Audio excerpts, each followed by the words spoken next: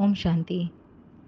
आज बाबा की जो अव्यक्त वाणी है उसका टाइटल है विश्व परिवर्तन में तीव्रता लाने का साधन, एकाग्रता की शक्ति एवं एकरस स्थिति। और इसकी डेट है 13 फरवरी 1991। इसमें बाबा ने तपस्या का एक और अर्थ समझाया है। तो ये शिवरात्रि का दिन है, महाशिवरात्रि का दिन, जिसको शिव जयंती भी कहते हैं। तो बाबा ने इसका महत्व बताया कि ये महाशिवरात्रि या शिव जयंती, ये दिन की महत्व क्या है कि इस दिन पर शिव पिता, ब्रह्मा दादा और ब्राह्मणों ने महान संकल्प का व्रत लिया कि विश्व को पवित्रता के व्रत से महान और श्रेष्ठ बनाएंगे। तो ये महान व्रत है जिससे कि दुनिया ही पलट जाए, ऐसा परिवर्तन हो जाए, इतना बड़ा व्रत लेना।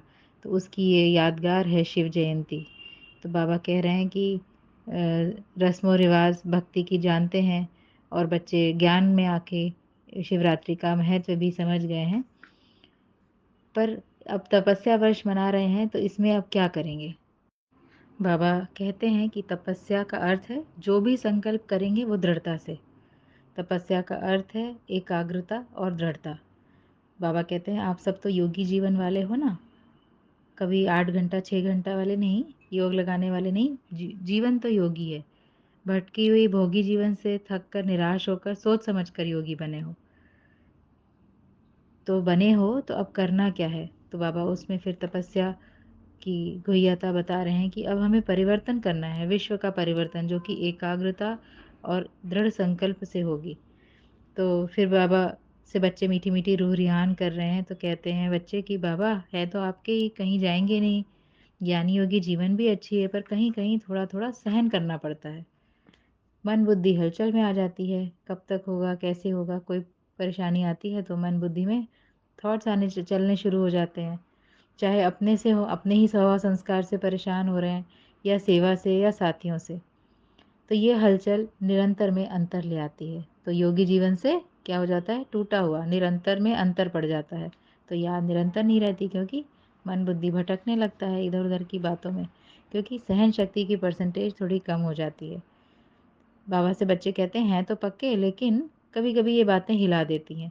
तो बाबा फिर कहते हैं कि तपस्या वर्ष का अर्थ है जो मना रहे हैं वो क्यों मनवा रहे हैं कि सर्व गुणों में, सर्व शक्तियों में, सर्व संबंधों में, सर्व स्वभाव संस्कार में 100% पास होना। बाबा कहते हैं कि एक तो होता है पास, दूसरा है फुल पास और तीसरा है पास विद ऑनर। तो अभी पास हो पर फुल पास नहीं हो।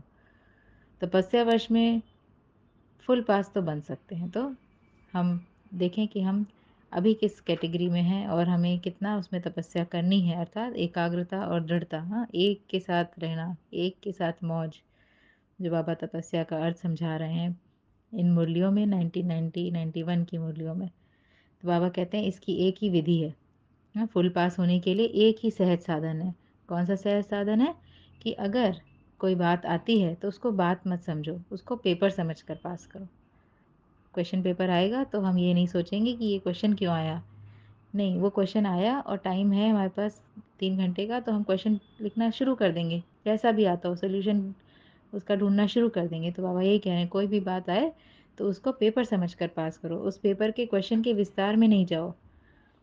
तो फिर क्या हुआ, कैसे हुआ, ये सब कमज़ोरी के संकल्प नहीं आएंगे।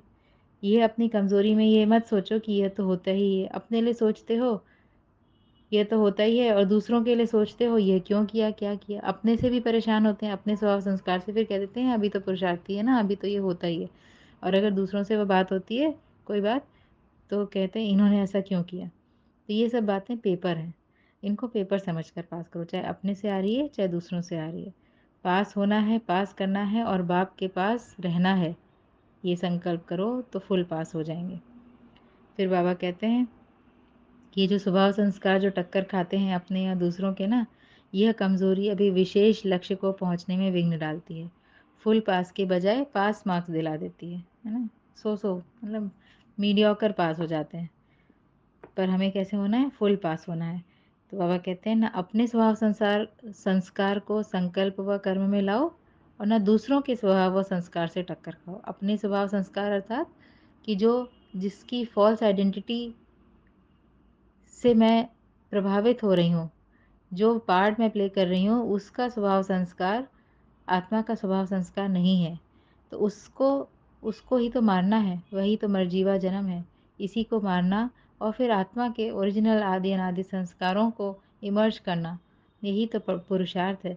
तो इसको सबसे पहला स्टेप है कि इसको अपना ना समझना, मेरा ना समझना। तो उन पुराने स्वभाव संस्कारों को ना कर्म में लाओ, ना संकल्प में लाओ। जब मेरा नहीं कहेंगे तो आएगा नहीं। जो जिसको हम मेरा कहते हैं वो बार-बार थॉट्स में आता है। तो वो जितनी बार आए तो उसको कह दो ये तो है ही नहीं मेरा, ये तो किसी और का है, मेरा नहीं है ये।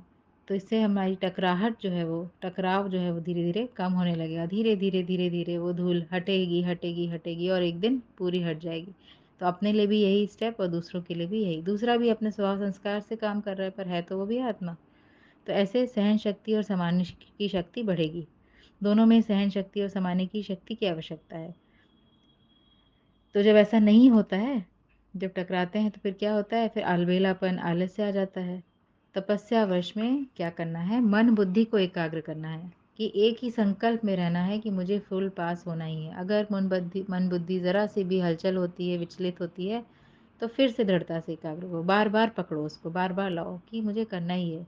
मैं तो हूँ ही आत्मा, मैं तो हूँ ही बाबा की, मैं तो हूँ ही इस ड्रामा से परे की। मेरा तो असली घर है ही परम धाम, यहाँ तो मैं पार्ट प्ले करने के लिए आई हूँ। ये जो भी संस्कार तूफान की तरह आ रहे हैं, ये बस इस लास्ट कलयुगी पार्ट की स्क्रिप्ट है।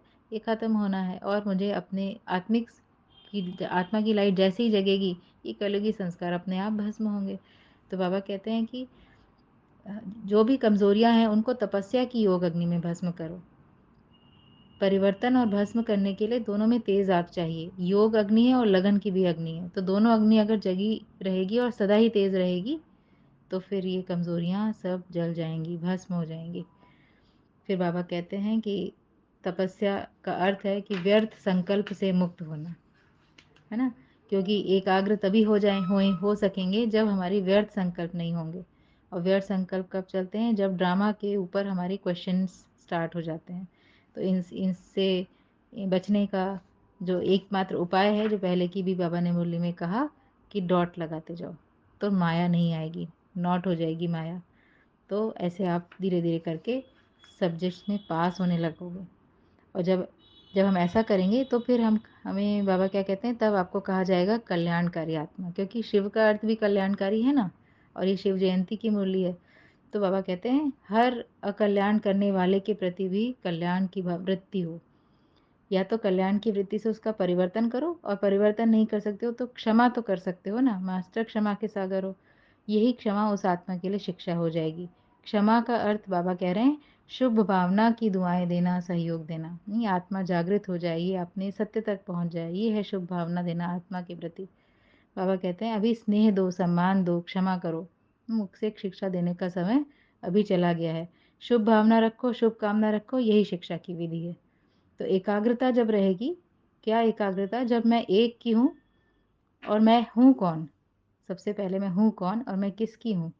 ये एकाग्रता मुझे क्या करेगी, मुझे इस ड्रामा के सीन से न्यारा करने लगेगी, मुझे व्यर्थ संकल्प से न्यारा करने लगेगी। और फिर यही जो है, जो भी बातें आएंगी वहाँ पर हम सहन शक्ति भी हमारी इमर्ज रहेगी। हम दूसरों को निस्वार्थ सेवा भी दे सकेंगे और ऑटोमेटिकली फिर शुभ भावना निकलेंगी हमें। शुरुआत में हो सकता है थोड़ा सा मेहनत करनी पड़े, फिर ये स्वतः ही होने लगेगा, क्योंकि आत्मा का ओरिजिनल नेचर ही है शुभ देना, है ना। उसका नेचर जो है वो नेगेटिविटी का है ही नहीं। तो बाबा कह रहे हैं तपस्या का अर्थ आगे और बताते हैं कि निर्भयता। क्योंकि प्रकृति जो है वो भी वेट कर रही है, अभी फुल फोर्स हलचल शुरू नहीं करी है। डर जाती है कि अभी उसके मालिक तैयार नहीं है। तो बाबा कहते हैं आप निर्भय हो ना। तपस्या का अर्थ है ज्वाला स्वरूप निर्भय। क्योंकि और ये निर्भय कैसे बनेंगे, जब नई दुनिया में जीते हो और पुरानी दुनिया से मरे हुए हो। नई दुनिया कौन सी, जो बाबा हमें नई दुनिया दिखा रहे हैं, जीवन मुक्ति की दुनिया जो अभी हमें जीनी है। और पुरानी दुनिया अर्थात कलयुगी दुनिया के संस्कारों से मरना। तो मरे हुए को मरने से क्या डर लगेगा। तो बाबा कहते ट्रस्टी हो ना, कि जो अभी जिस पार्ट में भी हो ट्रस्टी होकर के पार्ट निभाओ। अगर कोई मेरापन होगा मैंपन होगा तो फिर फ़िक्र होगी, डर लगेगा, निर्भयता समाप्त हो जाएगी। जब शरीर ही नहीं है आपका तो फिर और चीज़ें तो बिल्कुल ही नहीं है, किसी भी चीज़ की फ़िक्र नहीं है।